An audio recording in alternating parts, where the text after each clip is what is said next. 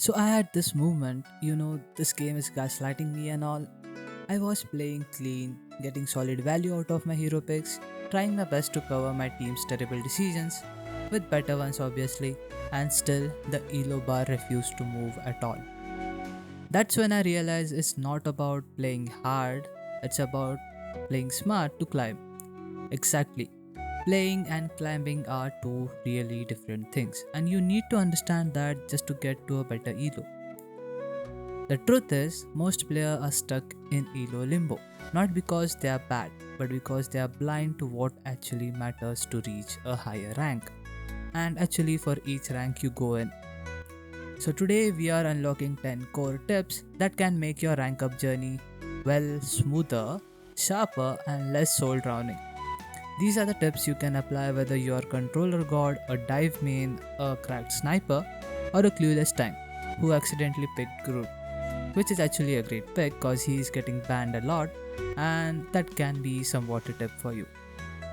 You know that feeling when you log in into Rivals, already planning to escape your current rank like it's some sort of cursed matchmaking dungeon, and yet, 3 matches in, you're already tilted. Your teammates are uncoordinated, the enemies are shooting lasers like they got some degree in geometry or something, and somehow you're still stuck in platinum.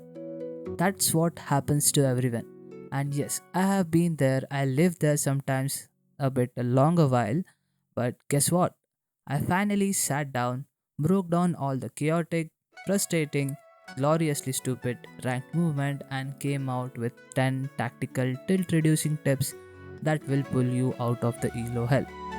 And do it with style, that's what we do over here. But it wasn't always this clean. I had to relearn the rank fundamentals in Marvel Rivals in a way that made me stop blaming my team and start manipulating the chaos in my favor, which was a bit difficult. Cause not blaming my team for something they do is a hard thing itself, but trying to pull out the tilt effect on my enemies is something even harder if you know some basic characters only, which means a better hero pull can make you a better tilted character. That's one of your tips. These 10 tips aren't just surface level fluff. They are movement, mentality, match winning insights, shaping through fire, lag, spikes, and suspicious number of Lokis.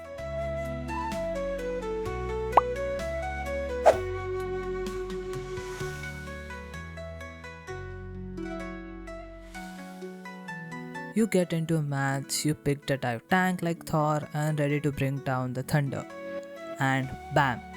You take two steps forward and some squirrel girl nut explodes in your face, deleting half of your health bar. Now you are not thinking about pressuring the enemy backline anymore, you are thinking about the revenge. Or worse, typing in your chat about your team's non existing heals. You just being hit by the most dangerous mechanic in Marvel Rivals, the tilt. But here is the truth. No one talks about tilt, it's not random and it's not just a mood. Tilt is something like a status effect, and if you let it stack up, it will carry harder than any duelist ever could. In the enemy team, obviously. Let me break it down.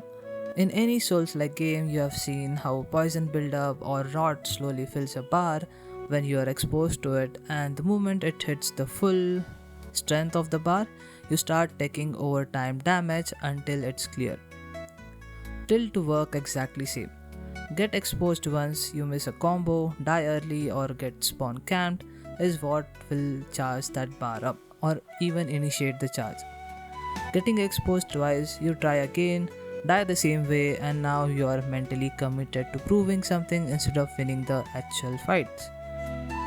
Bar hits full, and now you're chasing Squirrel Girl, abandoning your role, or standing still just to type something and throw something at your teammate's face. And how you can break the tilt chain before it breaks your entire mentality to take any fights. Step 1. Check if you are actually exposed or it's just your mind fluffing around. In Marvel Rivals, if one or two enemies are actively chasing you or keep getting jumped in the same spot by the same hero, you have been exposed. you're on someone's radar. That's hell obvious by now. Think like a healer. If a Spider Man deletes you 2 fights in a row before you even cast your first heal to your teammates, that's just not a bad luck. It's triggering a pressure, your tilt bar, which is getting charged up right now. Count your exposure. This isn't about your KD, it's about how often you are denying your job. Your job is the most important thing, and that's why you chose that particular hero to do your job as a healer or a DPS completely right. Are you getting gapped before starting the fight, like your team is way up ahead and you are way back cause someone is fighting you on your face and you can't fight him off? Are you getting baited into same flanks and crossfires? Like you try to follow up on a tank and then immediately got grabbed by someone like Wolverine, who just crashed you down to your last health bar.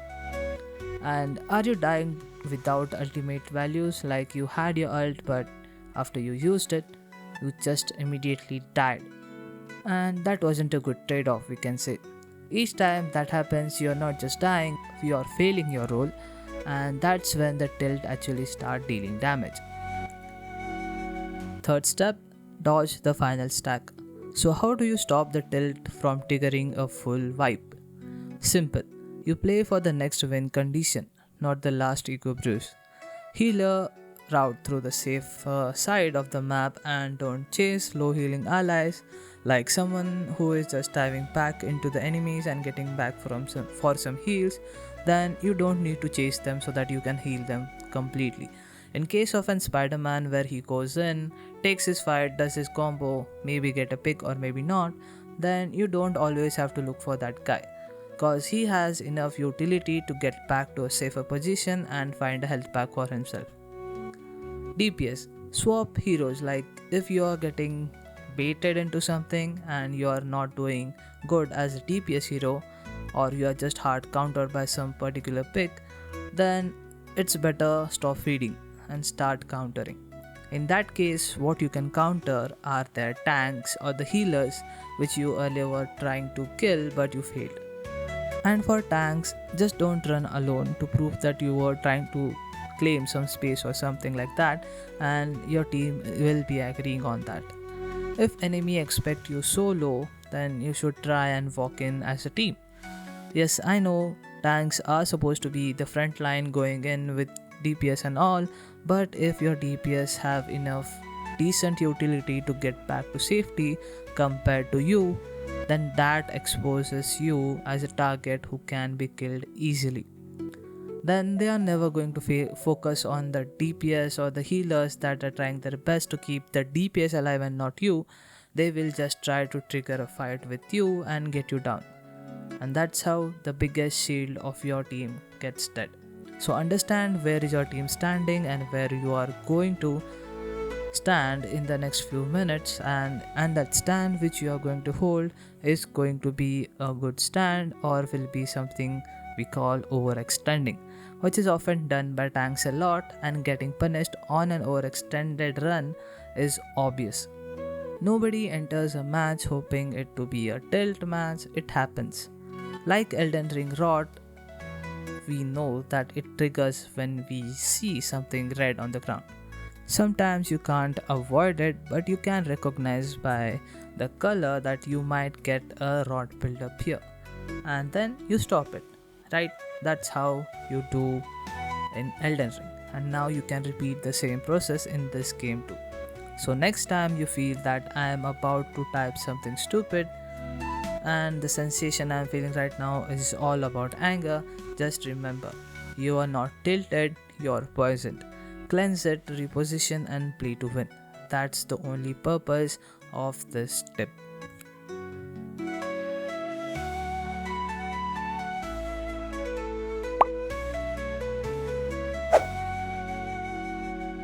You are getting rolled. Feels like the enemy team is having unlimited ammo. But is it really the entire team that is outplaying you and your team itself? Or is there just some rat in the corner setting up the tempo? Start hunting for the AoE abusers like Iron Man, Squirrel Girl, Punisher, Human Torch, Loki, and Moon Knight. These are the usual suspect players or the heroes who spam enough area damage to hold the choke point on their own.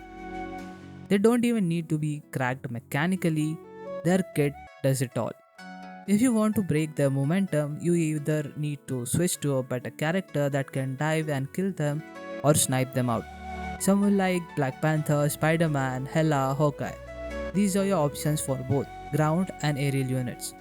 Or choose an aerial unit by yourself that can ignore the ground pressure and displace them from a higher ground. Someone like Iron Man or Venom who can disrupt the entire ground team who is putting pressure on your team. The goal is simple: create enough chaos in the rank so that the fire starter either runs, flinches, or dies. And once they are gone, your team will suddenly feel 10 times stronger. Your entire team is trying to melt down one Hulk on the enemy team, and yet he is still somehow full health. The reason? It's not the tank's strength. It's their support squad refusing to die or even move from that one corner, which makes them feel held safe. Here is the secret sauce. Healers only feel fear when they know they are being hunted. If they are free firing heals from safety like a wall, you already lost the fight. You need to force them to burn their escape, self heal, or LOS their own team. And that means targeting the support first. Your best option for this can be someone like Hela, Iron Man, who can do a lot of pressuring stuff from long range, Loki for flank and assassination. Yes, the clone plus invisible combo still hits hard, but you need to be aware that your team needs you. As you are the healer, just in case you are the third healer, then you make the entire play so much better. Hulk. If you want raw dive power that still gets you alive out of the team fight you are trying to fight, is a great option. Hulk is a great option in this scenario. And here's the twist: even if you don't kill the support, just pressuring them, pulling off focus away from their tanks, DPS, fracturing their front line entirely, is what you can do just by looking at them and just trying to punch or just trying to give one solid punch on their face. That's how you melt a Hulk. You just need to remove his small squishy unit that is trying to be the pocket healer for this green guy. Sometimes the smartest thing you can do is back off. If your team is grouped up and someone just tries to overextend himself, trying to capitalize some position or an area where he can get a better spot to hit, let him jump alone. Don't rush into his spot and try to make him more visible for the entire team he is fighting against. By baiting enemies into overextending, you can convert a losing fight into 4v5 advantage. That's the untold rule of Marvel Rivals. Kill the overextended hero, get the number advantage, that's what we all do. And many a times you will see a better DPS player or a better Mantis or a healer player trying to go off angling, which is overextending obviously, but if they are not seen, then they are in a good spot. And the worst thing you can do as a teammate for that guy is just by going behind him or going with him. That particular spot where he is right now is an advantage to him because he is unseen and you are doing the tank or shielding stuff, taking away the attention from that one guy who is doing his job right. And that's why I say don't follow up on him, let him go all by himself and do what he should. And in rank, numbers means movement. Watch the kill feeds, learn to pull and reset, and then punish every mistake. Bad positioning is the number one silent killer in Marvel Rivals. Good positioning is what lets you Iron Man farm damage while still being untouched. And that's what every Iron Man does. If you see a weird red tin can hiding behind a building and you think he is not harmful, then you are ignoring the most impactful player on the enemy team. This guy can position himself almost anywhere or in a good spot and do a huge amount of AoE damage and take down your entire team. Here is the oversimplified rule. The more escape path you have, the stronger your position is. Ask yourself, can I fall back and still help the team? Can I consent space without being instantly dived? Do I have a LOS on a health pack? Like having a sight on a health pack? Positioning isn't just map awareness, it's advantage creation. And you need to understand certain positions that are not helpful to you and will never help your team. Those are really bad spots. In many scenarios, you will see a Luki flanking around a lot with his two clones, and doing insane amount of damage, getting a kill, but still managing to heal his team from there. If you want to imagine this scenario, try to put yourself into a scene wherein you are fighting on the escort map and you have a hell straight road. You can find a better spot, which is a bit high grounded spot, wherein you can see your teammates and the enemies too, especially the squishy unit you are trying to assassinate, and that will work like a charm. For Luki himself, you can deal insane amount of damage and heal when it's needed, so that you are a hell good DPS healing player.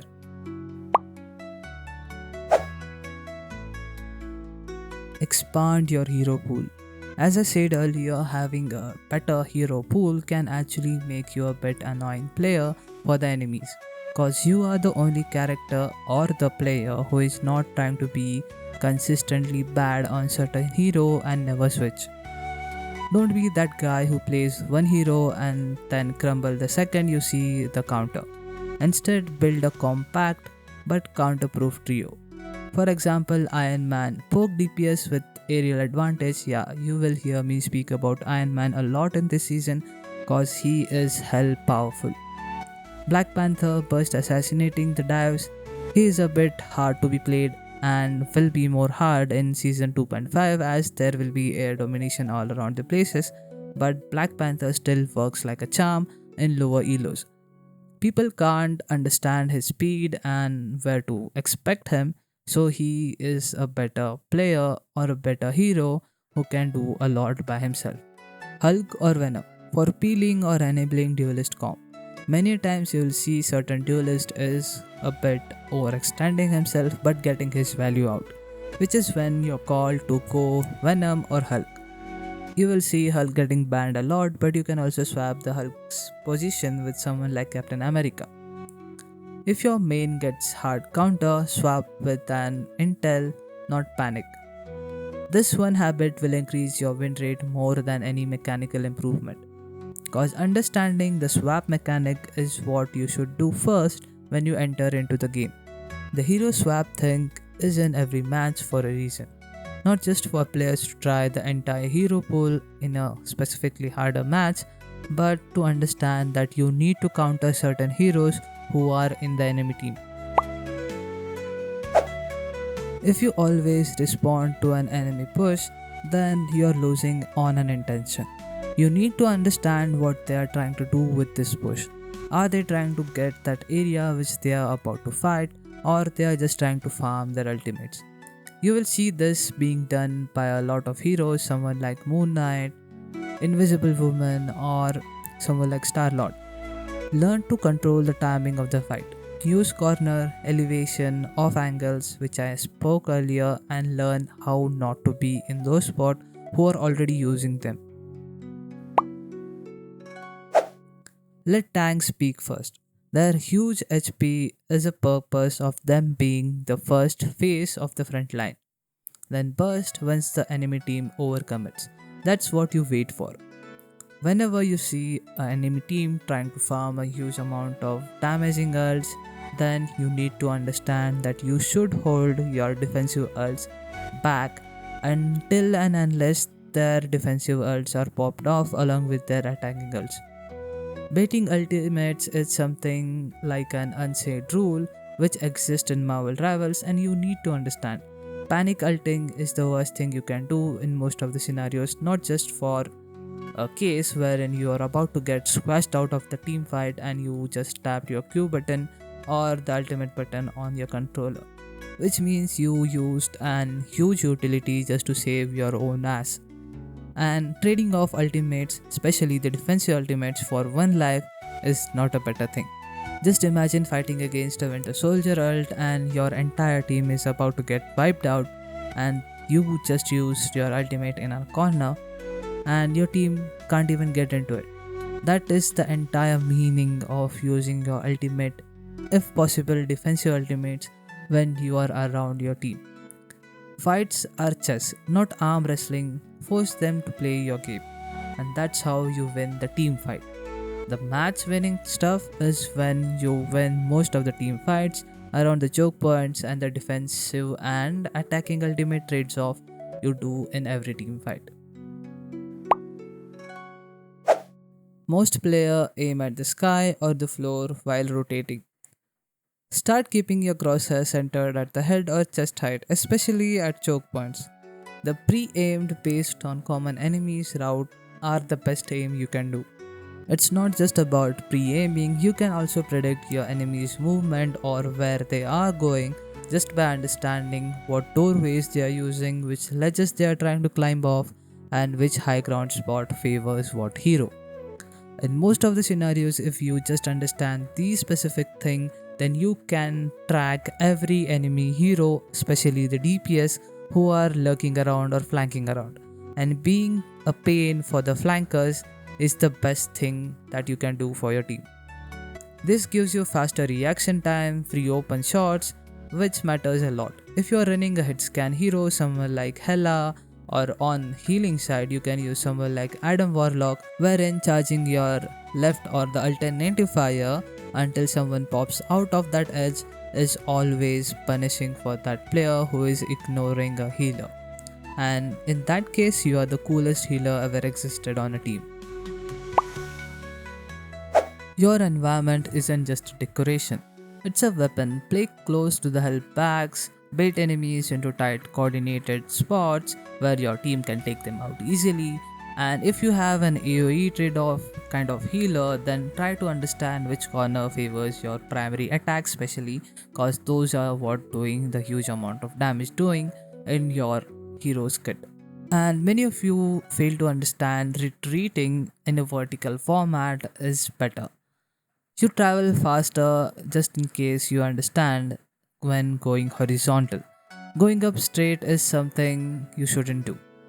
Retreating vertically is what will make you go into some spot and will make you hell predictable for someone trying to aim at your damn big head. Certain vertical terrains do favor some heroes. The heroes that can just climb on these terrains or just float around these terrains are hell better heroes who can do huge amount of damage and get ignored. It's more like a hide and seek they are playing around these vertical walls. Each map has a hotspot that favors certain hero, and you need to memorize them. If you know what hero is doing good on a certain map, then you know what to use on that map. Just knowing this will make you such a good player, as you don't need to spend enough amount of brain cells on understanding or trying to find which character should be played. You already know what is a best character on certain map, and your team will never blame you cause you played the right hero for the right map. And you know that, so there is no guilt in that too. Mechanical skills can be trained, but your mindset in multiplayer matches or the multiplayer type of games needs to be something like scraped off. Whenever you try to find or blame your teammates, just try to keep your mouth shut.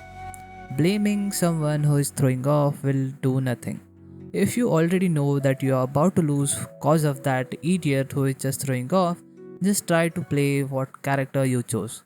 Just try to understand how you will land more headshots on a Hawkeye, for example, obviously, or how you can do a better stuff or better fighting or taking a better fights off by flanking.